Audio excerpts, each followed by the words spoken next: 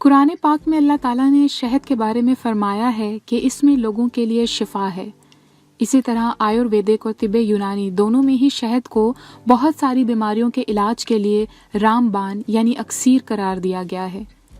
Canada में की गई तहकीक के मुताबिक शहद और दारचीनी दोनों के मुरक्कब से बहुत सारी बीमारियों का इलाज किया जा सकता है। आज की वीडियो में हम सेहत से मुतल्लिक बहुत सारे अमराज का जिक्र करने वाले हैं और उनका इलाज शहद और दारचीनी से कैसे किया जा सकता है, ये जानने के लिए देखते रहिए हमारी आज की वीडियो। सेहत के मुख्तलिफ मसाइल और उनके इलाज के लिए हमारे चैनल को सब्सक्राइब कीजिए और बेल आइकन को दबाइए ताकि आपको हर नई अपलोड की नोटिफिकेशन सबसे पहले मिल सके। जोड़ों के दर्द के लिए शहद और दारचीनी का इस्तेमाल किया जाता है। 1 चम्मच शहद, 2 चम्मच नीम गर्म पानी और आधा चम्मच दारचीनी का सफ़ूफ, इन तमाम चीज़ों को मिलाकर इसका पेस्ट बना लें और इस पेस्ट को सुबह शाम अपने दुखते हुए जोड़ों पर लगाएं। चंद दिनों में दर्द और इन्फ्लेमेशन यानी सोजिश दोनों से ही आपको फाका हो जाएगा।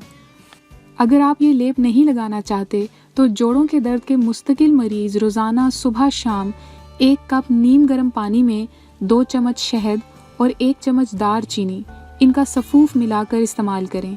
इससे भी बीमारी में खातिर ख्वाह कमी वाक़ई होगी।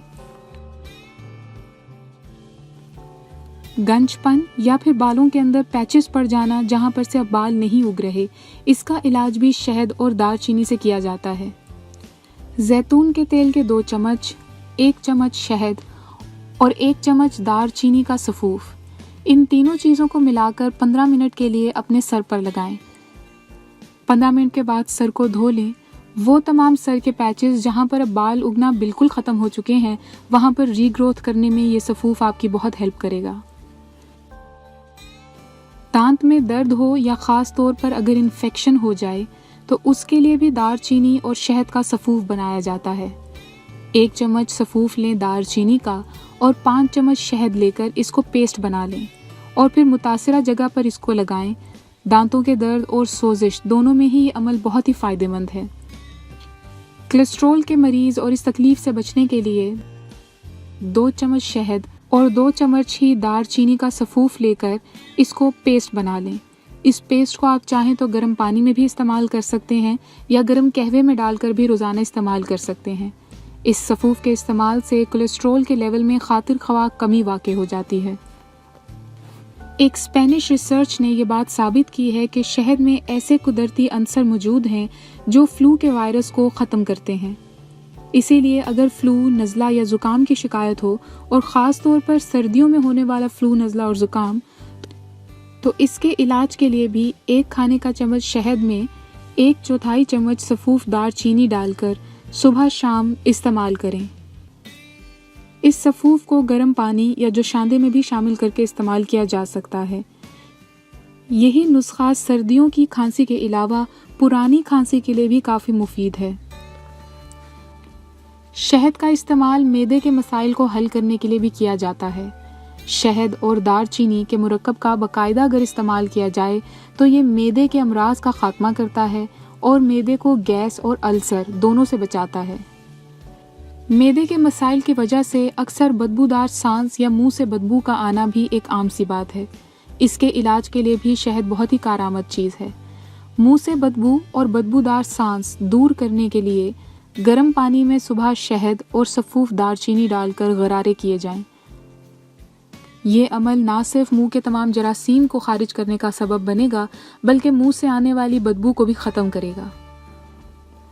जिन लोगों का हाजमा बहुत ही कमज़ोर हो और उन्हें खाना हजम करने में बहुत वक्त और दिक्कत महसूस होती हो, तो वो 2 चम्मच शहद में थोड़ा सा दारचीनी डालकर एक सफ़ूफ तैयार कर लें और इस सफ़ूफ को खाने से पहले इस्तेमाल करें। इस सफ़ूफ के इस्तेमाल से बदहज़मी, खट्टे डिकार और मुंह से बदबू, इन तीनों ही मसाइल का खात्मा हो जाएगा। शहद और सफ़ूफ दारचीनी का पेस्ट बनाकर रोटी या डबल रोटी पर लगा के इस्तेमाल कीजिए। ये एक बहुत ही आसान सा काम है और आपको दिल के बहुत सारे अमराज से भी बचा सकता है। दरअसल दारचीनी जिस्म में खून को पतला करता है, इसीलिए किसी भी किस्म के दौरान खून में रुकावट पैदा नहीं हो सकती।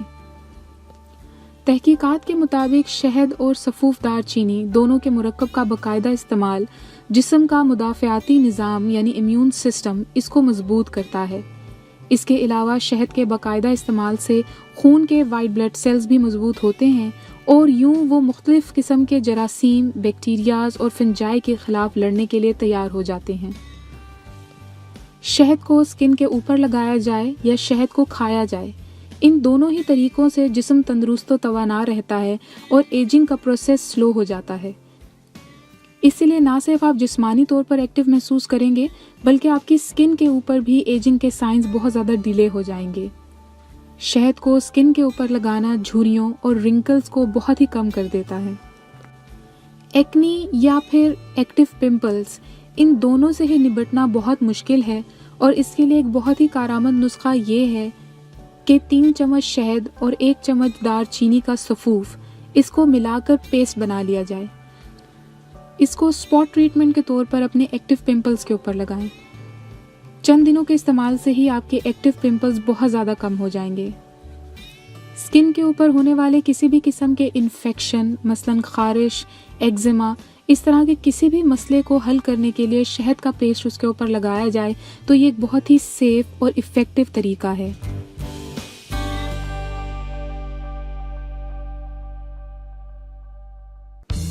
अगर आपको हमारी ये वीडियो पसंद आई है तो प्लीज़ इसको ज़रूर लाइक कीजिए और अपने दोस्तों के साथ शेयर करना ना भूलिए। शुक्रिया।